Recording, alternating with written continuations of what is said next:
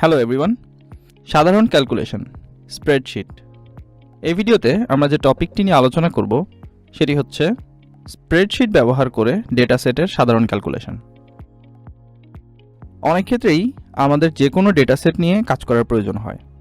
Data সেটে কাজ করার ক্ষেত্রে আমরা ক্লাসউইজ ক্যালকুলেটর ব্যবহার করতে পারি।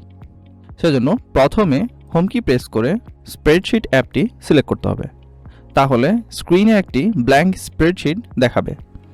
এখন আমাদের ডেটা সেটের ডেটাগুলোকে স্প্রেডশিটের সেলগুলোতে ইনপুট দিতে হবে। যেমন এ কলামে 3, 0, 7 এবং 4 এবং একইভাবে বি কলামে যেমন 2, 1, 5 এবং 3। এছাড়াও কোনো সেলে সরাসরি একটা অপারেশনও করা যায়। যেমন 5 × 3 টাইপ করে এক্সিকিউট কি প্রেস করলে ফলাফল C1 সেলে ইনপুট হয়ে যাবে। একইভাবে C2 সেলে কার্সর রেখে A2 প্লাস B2 টাইপ করে এক্সিকিউট কি প্রেস করলে A2 এবং B2 সেলের সংখ্যাগুলোর যোগফল C2 সেলে ইনপুট হয়ে যাবে।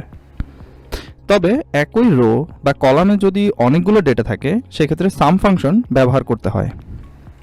ধরা যাক আমরা এখন সাম ফাংশন ব্যবহার করে এই কলামের ডেটাগুলোর যোগফল বের করব।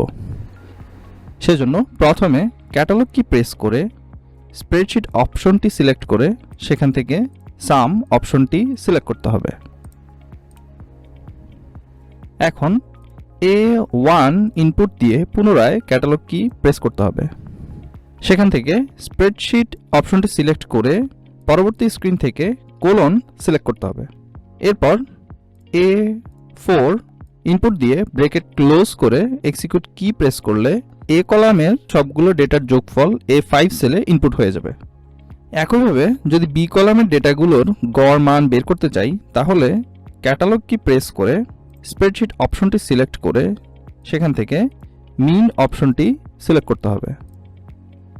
এখন B1 ইনপুট দিয়ে পুনরায় ক্যাটালগ কি প্রেস করতে হবে। সেখান থেকে স্প্রেডশিট অপশনটি সিলেক্ট করে পরের স্ক্রিন থেকে কোলন সিলেক্ট করতে হবে। এরপর B4 ইনপুট দিয়ে ব্রেকেট ক্লোজ করে এক্সিকিউট কি প্রেস করলে বি কলামের ডেটাগুলোর গড় মান B5 সেলে ইনপুট হয়ে যাবে। সঠিক ক্যালকুলেশন পাওয়ার জন্য সকলকে ক্যাসিও এর অরিজিনাল ক্যালকুলেটর ব্যবহারের জন্য অনুরোধ করছি। ক্যালকুলেটর অরিজিনাল কিনা তা চেক করার জন্য 4টি ধাপ ফলো করুন।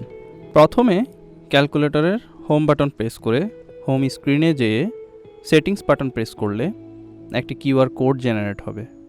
তারপর সেটি স্মার্টফোনের মাধ্যমে স্ক্যান করতে হবে এবং লিঙ্কে ক্লিক করতে হবে। লিঙ্কটি ক্যাসিও ওয়েবসাইটে নিয়ে যাবে। সেখানে স্ক্রোল করে নিচে গিয়ে চেক লেখাটির উপরে ক্লিক করতে হবে। সর্বশেষে যদি নীল টিক চিহ্নটি দেখায় তাহলে বুঝতে হবে ক্যালকুলেটরটি অরিজিনাল। ভিডিওটি দেখার জন্য সকলকে ধন্যবাদ।